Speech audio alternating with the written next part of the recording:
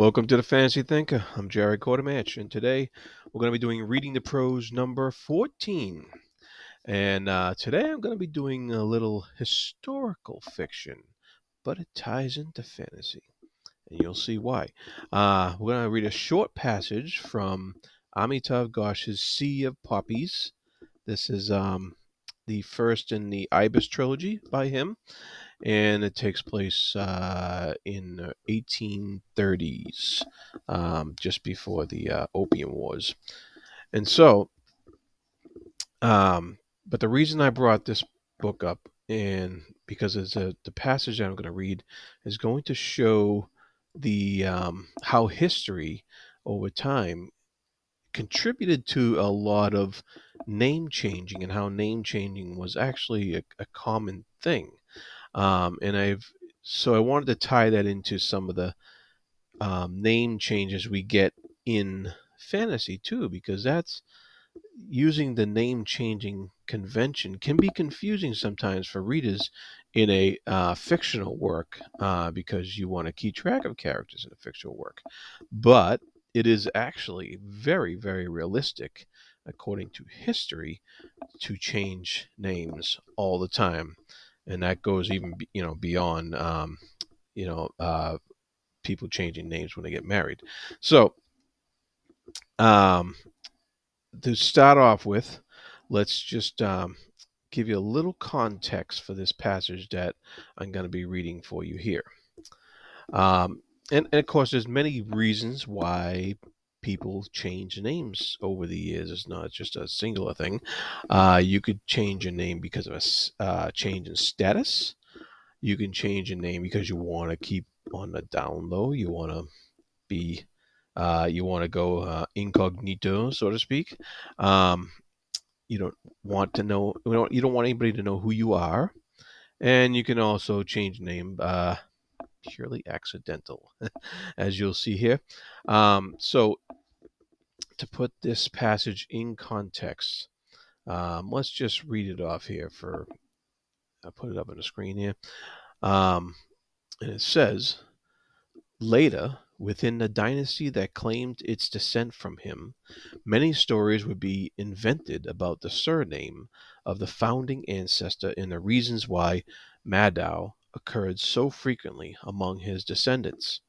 While many would choose to recast their origins, inventing grand and fanciful lineages for themselves, there would always remain a few who clung steadfastly to the truth, which was that those hallowed names were the result of a stumbling tongue, of a harried Gomusta, and the faulty hearing of an English pilot who was little more than half seas over.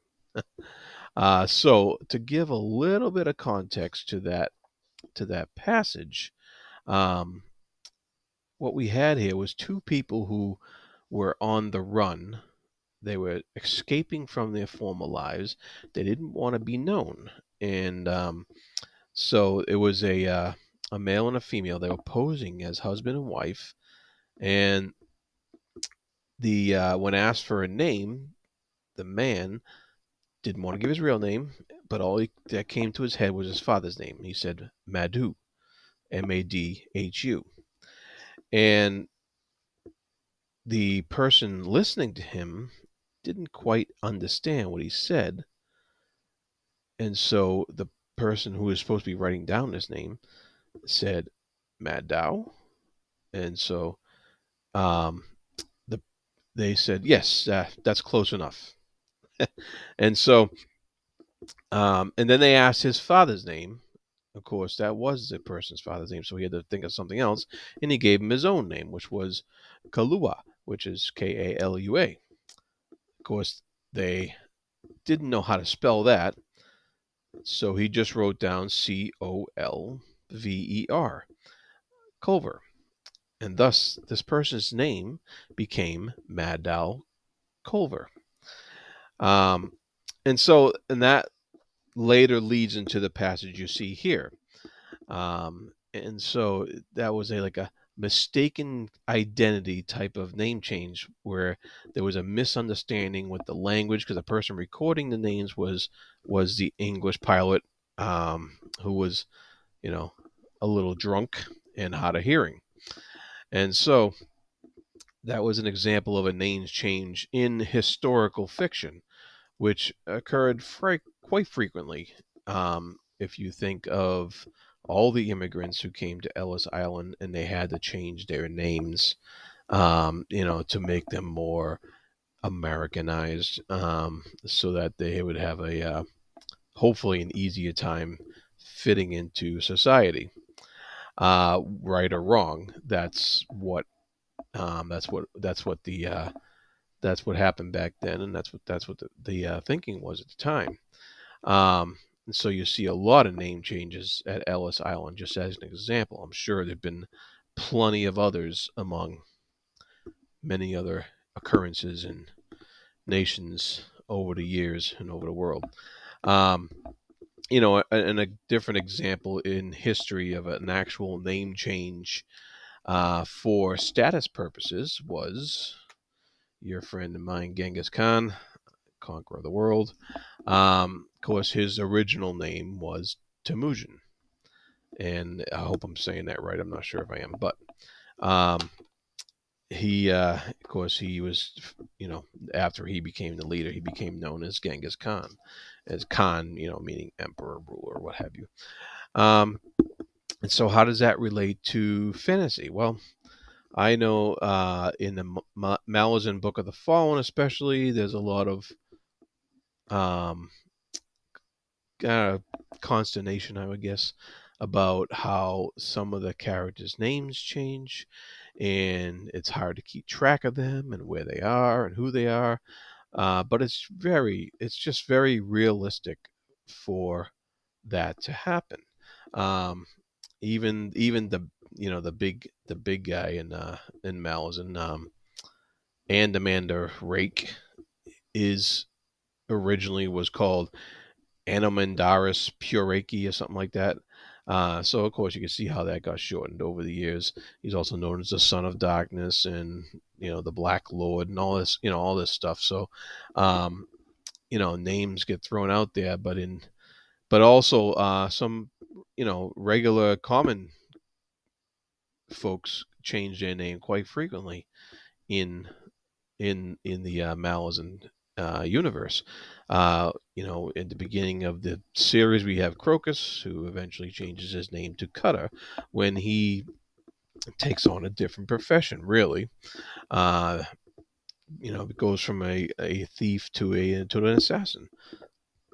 We have Fiddler, who changes his name to Strings because he's um, you know trying to fit in somewhere else. And of course, his name change was a little obvious, so he didn't quite succeed at changing his name there. But that happens in those books, in the Malice and Book of the Fallen, and we also have like different titles and stuff of names. In Jenny, where it says the Wars of Light and Shadow, the main character Arathon is also called Arathon Esphalin. It's like a family name, and he's also called Master of Shadow and the Dark Sorcerer and stuff like that. But these um, these names come with titles attached to them, as well as being a family name, a surname. And so, and of course, there's also one point in the series where he uses a fake name because he doesn't want to be known. So the name changes in fantasy are based upon these kind of real world equivalencies. In fantasy, of course, like I said, they're not super complicated because that would make the story hard to follow. But the more, if they do seem a little complicated, that's actually pretty realistic to how name changes in history actually came about. And so I thought that was a neat passage to look at, to just take a peek at names and explore that concept a little bit. All right. So if you enjoyed that, please like and subscribe below. And as always, be good to each other. Thank you for watching.